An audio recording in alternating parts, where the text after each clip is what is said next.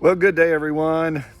I'm sitting here holding a couple of rocks in my hands, and when I see these rocks, I think about many years ago when I was a kid. Somebody picked one of these up and threw it and hit me in the head, and my head was bleeding, and it wasn't a very good feeling. Maybe you've had experiences with rocks. Maybe you've thrown one and broke out a window, or maybe somebody broke out your window. But rocks can be very useful. As you can see, they're very beautiful here, or shall I say, they make it more accessible walking around this little fire pit, and it makes it nicer. But they also can be dangerous.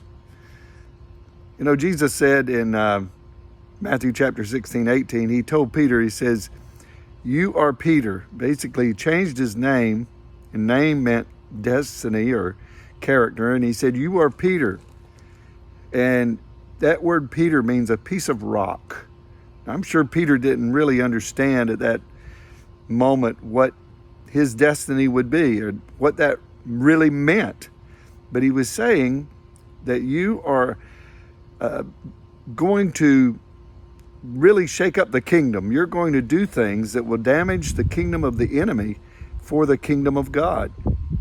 And he wrote in 1 Peter chapter 2, he says, "You are lively stones." Now speaking to God's children, you are lively stones. And we are built, also in chapter 2, we are built on the rock, which is the cornerstone. Jesus is the cornerstone. And we know that houses are built on foundations, and buildings are built on foundations, and those foundations are extremely important. And as we are built on the foundation of Christ, we are able to do things really out of the ordinary for the kingdom of God.